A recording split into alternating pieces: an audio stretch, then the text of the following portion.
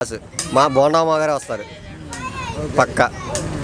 అది ఎంపీగా ఎవరు వస్తుందో పర్లేదు కానీ మాకు జగన్ వచ్చి ఏం పీకింది ఏం లేదు. నాని గారు వస్తారా, కేసీఆర్ చిన్ని గారు వస్తారా? చిన్ని గారే వస్తారు. చేసిన నాని రాడు, అర్థమైపోయింది మాకు. వచ్చినా సరే ఏం పీకేది ఏం లేదు ఆయన. అది టీడీపీ కన్ఫామ్గా బాబు వస్తాడు. మా కళ్యాణ్ గారు అసెంబ్లీకి వెళ్తారు, గెలిపిస్తాం మేము. అది మీరు పవన్ కళ్యాణ్ గారి ఫ్యాన్సా? పక్కా. సినిమాలో లేకపోతే సినిమా కట్ట కాలే వరకు కళ్యాణ్ బాబు ఫ్యాన్స్ మేము. అది ఆయన సిద్ధాంతాలు అయినా నచ్చి వెళ్ళారా పార్టీలోకి? అది ఈసారి అయితే ఖచ్చితంగా మీరు బోండమ్మ గారిని గెలిపిద్దాం అనుకుంటున్నారు. బోండమ్మ గారే వస్తారు.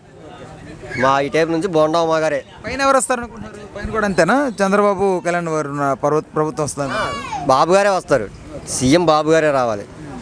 ఎందుకంటే సెంట్రల్లో ఓటు అంటే ఓటు అనేది ఎవరికి వేస్తాం అన్నది చెప్పకూడదండి. అది ఎవరు వస్తే బాగుంటుంది చెప్పండి. జగన్ గారు వస్తే బాగుంటుందండి. పథకాలు కూడా అట్లాంటివి ఉన్నాయి. అది జగన్ గారు పక్కాగా సీఎం జగనే. అది ఇక్కడ లోకల్లో అంటే ఎమ్మెల్యేనా వెల్లంపల్లి గారు పక్కా. కేసినేని నాని గారు కూడా వస్తారు డెఫినెట్లీ. చిన్ని గారు వస్తారని చెప్తున్నారు. చిన్ని గారు అయితే రారండి, కేసినేని నాని గారు వస్తారు. అది చిన్ని గారు వస్తారని చెప్పే వాళ్ళకి మీరేం చెప్తారు? వస్తారని చెప్పానంటే ఎవరు ఆలోచన వాళ్ళకు ఉంటుంది కదా.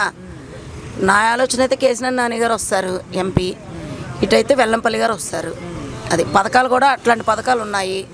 ఏ ఇంటికన్నా వెళ్ళండి, ఏ గడపకన్నా వెళ్ళండి, ప్రతి ఆడపిల్ల చెప్పేది ఏంటంటే మాకు పక్కాగా ఇల్లు వచ్చింది, అమ్మఒడి తీసుకున్నాం అని చెప్తున్నారు. మామూలుగా ఆటో వాళ్ళు అయితే మాకు ఆటోకు 10,000 వేస్తున్నారు కదా, వేస్తున్నారు. ఎవరూ పెట్టలేనటువంటి పథకాలు పెట్టారు. కొత్తగా కూడా మ్యాన్ ఫెస్టివల్ రేపు 27వ తారీఖున రిలీజ్ అవుతుంది. జగన్ గారు ఇంకా మ్యాన్ ఫెస్టివల్ ఉంది, అది 27వ తారీఖున రిలీజ్ చేస్తున్నారు.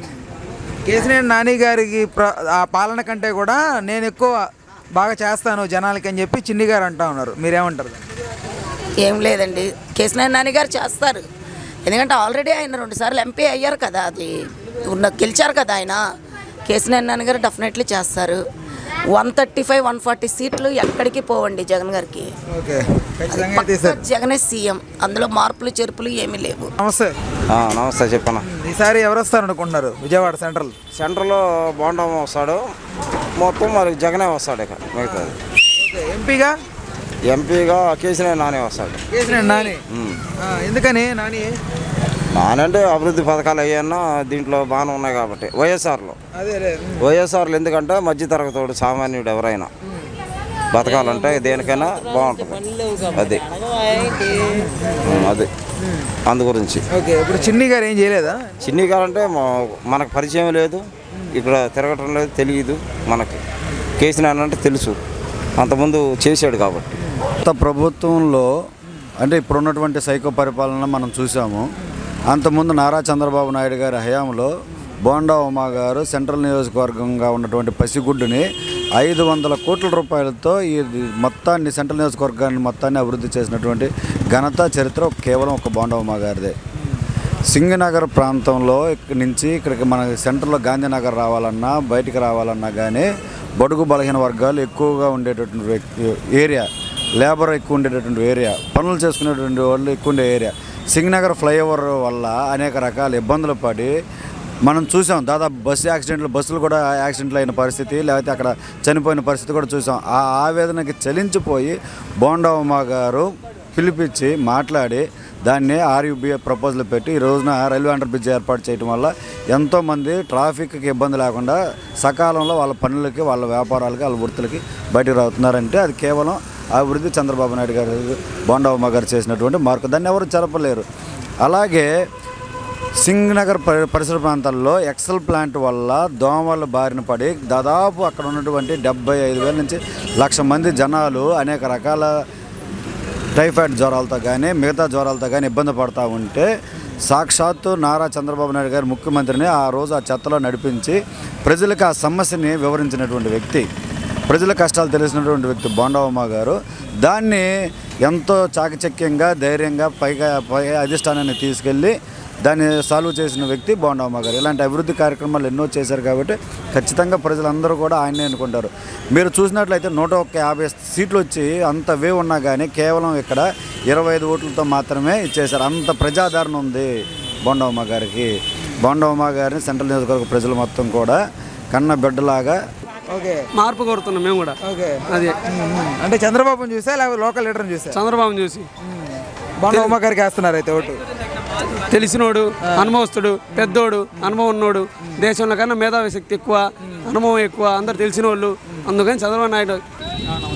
ఈసారి ఎవరు వస్తారు విజయవాడ సెంటర్లో? విజయవాడ సెంట్రల్ బోండా మా పక్క టీడీపీ నుంచి. టీడీపీ నుంచి వెల్లంపల్లి కొత్తగా వచ్చాడు ఆయన. అక్కడ నుంచి కాదంటే ఇక్కడికి వచ్చాడు. ఆయన నమ్మే పరిస్థితి లేదు జనాలు. ఓకే ఎంపీగా ఎవరు వస్తారు అనుకుంటారు? ఎంపీగా ఇప్పుడు ఆయన వైసీపీలోకి వెళ్ళిపోయాడు కదా టీడీపీ నుంచి. చిన్ని గారు ఇప్పుడు కొంచెం యాక్టివ్గా చేస్తున్నారు. చిన్ని గారు వస్తారని. బెల్లం ఇప్పుడు ఆయన ఏమన్నా తీసేసి బెల్లం మళ్ళీ ఆయన ఎక్కిచ్చారంటే ఆయన దగ్గరికి వెళ్ళాము. ఉండా ఫోన్ కూడా బాగొట్టుకొని వచ్చాము మేము. మేము ఇప్పటికప్పుడు కష్టపడుకొని తింటాము, లేకపోతే లేదు. ఎవరికి తెలీదు, బిల్డింగ్లు మొత్తం తెలుసు. ఎన్నిసార్లు తిరిగాము, మరి ఏది పట్టించుకున్నప్పుడు మేము దేనికి దేని వల్ల చనిపోయారు ఆయన ఆవిడ? దేని వల్ల అంటే ఇంట్లో ఇది వల్లే మొగుడు చేసుకున్న ఓడు సరిలేక కేసు పెట్టాము కదా. సంవత్సరానికి వచ్చి చచ్చిపోయిన 3 నెలలకు వచ్చి కోర్టుకి రమ్మంటే ఎట్ట వస్తాం, చచ్చిపోయా కోర్టుకి ఎట్ట వస్తాం. మాకు ఎందులో కూడా మేలు జరగలేదు. మీడియా అలాంటిది హెల్ప్ ఇవ్వలేదా? ఇవ్వలా.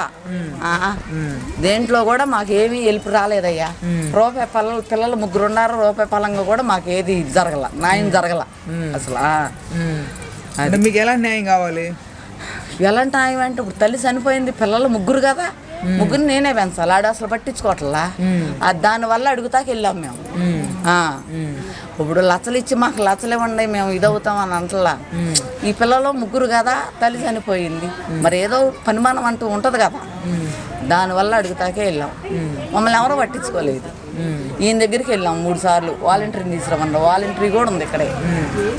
వాలంటీర్ జ్యోతి మాకు వాలంటీర్.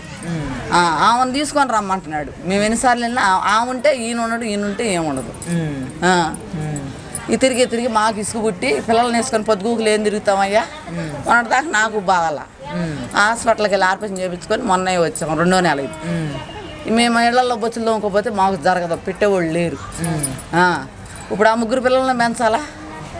మా ఇంటి అయినా అంతంత మాత్రమే. ఇక నేను కష్టపడాలి. ఇంట్లో అప్పులు ఇంట్లో ఇళ్లలో పాసిళ్ళు చేసుకుంటాం, కష్టపడి పిల్లల్ని సాక్కోవాలి. అప్పుడు అదే ఇది, ఇప్పుడు ఇదే ఇది. ఇప్పుడు మనకేమో లచ్చలు ఇది లేదు మనకి. ఇక ఏదో పొదుపులో ఉన్నాం కాబట్టి ఏదో కూడికి గుడ్డకి ఈ పొదుపు కింద కట్టుకుంటా ఇది చేసుకుంటా ఉంటాం. ఓకే ఇప్పుడు మనకు ఎంపీ క్యాండిడేట్లుగా వస్తున్నారు కదా, వాళ్ళకి ఎవరికైనా హెల్ప్ చేయాలని అడగలేదు వాళ్ళని?